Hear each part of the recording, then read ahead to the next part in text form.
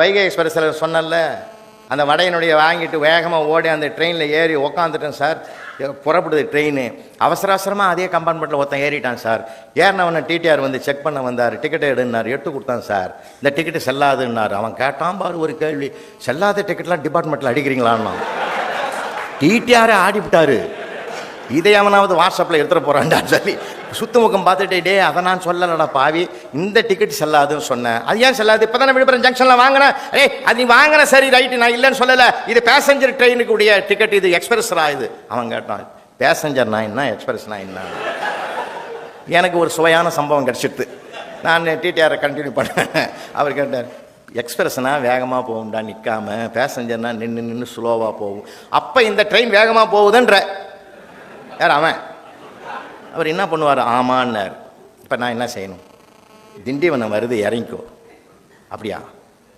ஒரு அட்ஜஸ்ட்மெண்ட் பண்ணலாமா? நீங்கள் படித்தவங்க, நான் படிக்காதவன். வேகமாக போகிற இந்த ட்ரெயினை ஸ்லோவாக போவையே, நான் எதுக்கு இறங்கணும்னா?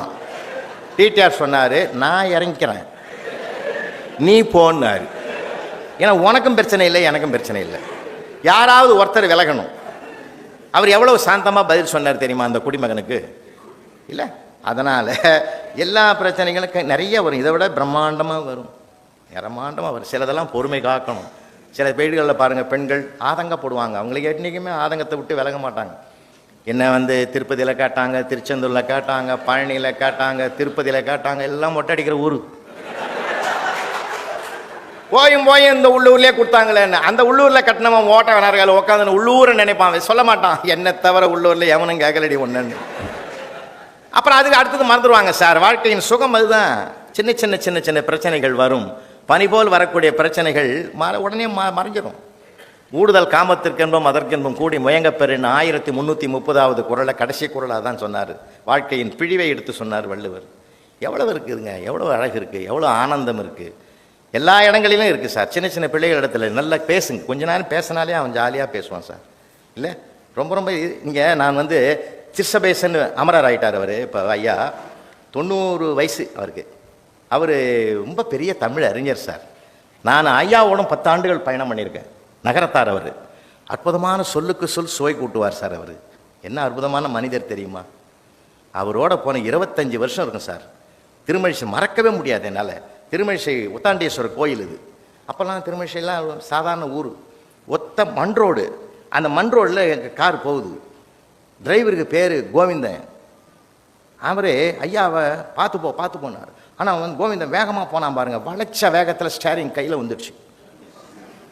இவர் ஐயா விளையாட ஆரம்பிச்சிட்டாரு. கோவிந்தன்னா சங்கு சக்கரம் இருக்கும்ல, கோவிந்தன் கையில். கோவிந்தா கையில் என்ன? சக்கரம் சாமி. உடனே ஐயா கேட்டார், சங்கு எங்கே?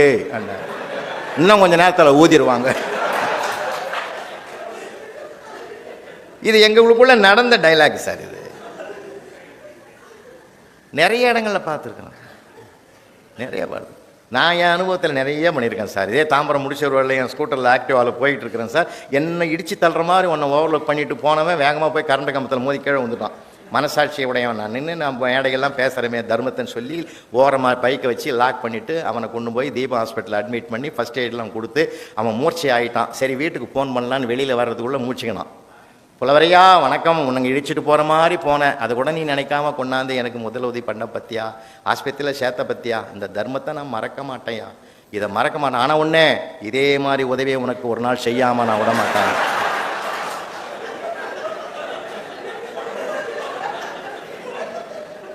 அட சண்டால பாவி மாஸ்கோல்.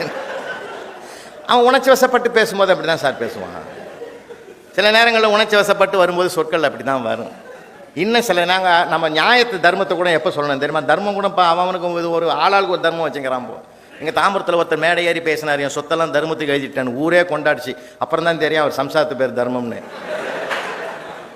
தர்மம்ன்றது எல்லாருக்கும் நியாயமாக இருக்குது சார். தாசில்தார் ஒருத்தர் 5 வருஷத்துக்கு முந்தைய கிணறு எட்டி பார்த்து எவ்வளோ ஆழத்தில் தண்ணி இருக்குதுன்னு எட்டி பார்த்து ஒரு இடறி விழுந்துட்டார் சார். உள்ளே விழுந்த உடனே ஆஃபீஸில் இருக்கிற அத்தனை ஸ்டாப் 100 அடி ஆழமாச்சான்னு 100 அடி நீட்டத்துக்கு கவரை கொண்டாந்து உள்ளே விட்டு தூக்கும்போது பாதியில் தூக்கிட்டாங்க சார். காப்பாற்றிட்டோன்னு சந்தோஷப்படும் போது எதில் பியூன் வாசலேருந்து ஓடியாந்தான், இவர் டிரான்ஸ்ஃபர் ஆகிட்டாருன்னா அப்படியே விட்டு போட்டான் சார். வந்த தாசில்தாரை வரவேற்க போயிட்டான்னா இப்போ சுயநலம் பெருகி போச்சுன்ற பொதுநலம் எங்கே இருக்குது சொல்லுங்கள் பார்ப்போம். அதனால சொன்ன வீட்டுக்குள்ளே வெளியில் எல்லா இடங்களிலும் நடக்கும் சார். மனுஷனுக்கு சுபாவமே என்ன தெரியுங்களா? இப்போ என் வீட்டில் கரண்ட் இல்லைன்னா என் இயல்பு என்ன தெரியுமா பண்ணும்? கரண்ட் எங்கே போச்சு, சுவிட்ச் ஆஃப், அதெல்லாம் எதுவுமே கிடையாது. நேராக தெருவை எட்டி பார்க்குறான். ஒட்டுமொத்த தெருவும் போச்சு விட்றா, மனம் சாந்தம் அடையுது. ஏன்னா அடுத்தவனுக்கு இல்லைன்னும் போது மனசு மகிழ்ச்சியாக இருக்குது. நமக்கு இல்லைன்ற மாதிரி அதுக்கு ஒரு தீர்வு காண்றதுக்கு என் மனசு போக மாட்டேன்னுது. அதனால் சில இதெல்லாம் நமக்குள்ளே மாற்றிக்கணும். அன்றைக்கி கூட ஒரு அம்மா தோசை ஊற்றுது சார். வீட்டில் தோசை இது போட்டு தோசைக்கல்லை போட்டு மாவை அள்ளுது. இவன் அள்ளும் போதே பின்னாடி வந்துட்டான். பார்த்து பார்த்து பார்த்து என்ன அது சொல்லும்போதே அந்த அம்மாவுக்கு கரண்டி ஆடுது, ஊற்றிடுது, தேய்க்குது. மெதுவான்னா கோணலும் மணலுமாக வந்துடுது. இவன் பின்னாடி நின்று இந்த டைரக்ஷன் பண்ணின்னு இருக்கிறான். மறுபடியும் அந்த மாவை அள்ளுது. பார்த்து பார்த்து பார்த்துன்னுச்சு. யோ, உனக்கு தோசை தோட தெரியுமா? தெரியாது. பின்ன எதுக்கு சொல்கிற? பார்த்து பார்த்து மெதுவா எனக்கே பயமாக்குது, நடுங்குது. சரி, உனக்கு பைக் ஓட்ட தெரியுமா? தெரியாது. அப்போ நான் பைக் ஓட்டும்போது பின்னாடி உட்காந்துன்னு பார்த்து பார்த்து போ, மெதுவா போ. அப்போ நான் எவ்வளோ கை நடுங்க இருப்பேன் கொஞ்சம் யோசிச்சுப்பாரு. இது நமக்கு அனுபவம் டெய்லி நடக்குது. அப்பப்போ அதை எப்படி மாற்றினான் பார்த்தீங்களா? எப்படி மாற்றிட்டான் பார்த்தீங்களா? அப்படி தான் மாற்றணும். அவங்கவுங்க இயல்புக்கு போய் தான் மாற்றணும். நம்ம பாடம் நடத்த முடியாது சார். இதுக்கெல்லாம் மகிழ்ச்சியாக இருப்போம் சார். இது தப்பு, இது சரி, அப்புறம் பார்த்துக்குவோம். கோர்ட்டில் கூட ஒரு கேஸ் நடக்குது. ஒருத்தன் ஆடு திருடிட்டானு குற்றவாளி கூண்டில் நிற்கிறாங்க. வக்கீல் வாதம்லாம் முடிஞ்சு போச்சு. போதிய சாட்சி இல்லாததனால் இந்த ஆடு திருடவில்லை என்று தீர்ப்பளித்து இவனை விடுவிக்கிறேன்னு நீதிபதி ஐயா சொன்னார். உடனே அவன் கூண்டுக்குள்ளே இருந்து சொன்னான், சார் நன்றி எஜமா, என் வாழ்க்கையிலே மறக்க மாட்டேன், அந்த ஆட்டை நானே வச்சுக்குவானா இல்லையா? அவர் சாட்சியை வச்சு தீர்ப்பு சொன்னார், இவன் மனசாட்சியோட பேசுகிறான். நிறைய வித்தியாசமான மனிதர்கள், வேடிக்கையான உலகம். நாம் ரசிக்கிறத பொறுத்து தான் இருக்குது. மீண்டும் நான் உங்களுக்கு நடத்துகிறேன். அப்படி தான் இருக்கும். நாம் எடுத்துக்கிற விதத்தில் எடுத்துக்குவோமே. நம்ம எடுத்துக்கிற விதத்தில் எடுத்துக்குவோம் சார். அதுதான் வாழ்க்கையில் ரொம்ப சுகமான. இப்போ என்கிட்ட ஒன்று சொல்லட்டுங்களா? குறையில்லாத மனிதன் உலகத்தில் இல்லை. அதை குறைத்து கொள்ளாதவன் மனிதனே இல்லை. எல்லாருக்கும் சின்ன சின்ன குறை தெரிஞ்சும் வரும், தெரியாமல். இப்போ ஐயப்பன் பூஜைக்கு மண்டல பூஜைக்கு போகிறாங்கல்ல, 48 நாள் விரதம் இருக்கிற, அறிந்தும் அறியாமலும் செய்த பிழையை அப்புறம் அறிந்து ஏன் செய்கிற? அப்போ பிழை என்றது, தவறுன்றது அறிந்தும் வரும், அறியாமலும் வரும், ரெண்டும் வரும். அப்போ பிழையை பொறுத்தல் வாங்கும் போது குறை என்றது எல்லா இடத்துலையும் வரும் சார். நான் குறையே இல்லைன்னு யாரும் சொல்ல முடியாது. நம்ம அறியாமலே சில குறை வரும் சார். எனக்கு நான் 2019 நான் சிங்கப்பூருக்கு போகும்போது லிட்டில் இந்தியாவில் தங்கி அங்கே என்னுடைய தலைமையில் தான் பிரம்மாண்டமான ஒரு தமிழர் திருநாள் பட்டிமன்றம் பொங்கல் திருவிழா கோலாகலமாக கொண்டாடினாங்க. அது முடிஞ்சு ஊருக்கு வந்தோம் சார். லாக்டவுன் ஆரம்பம். நாகப்பட்டினத்தில் இது நடந்த கதை சார். நாகப்பட்டினத்தில் ஒரு நண்பர் ஹாஸ்பிட்டலில் பெரிய ஹாஸ்பிட்டலில் அட்மிட் ஆகிட்டார் சார், ஹார்ட் பேஷண்ட்டாக.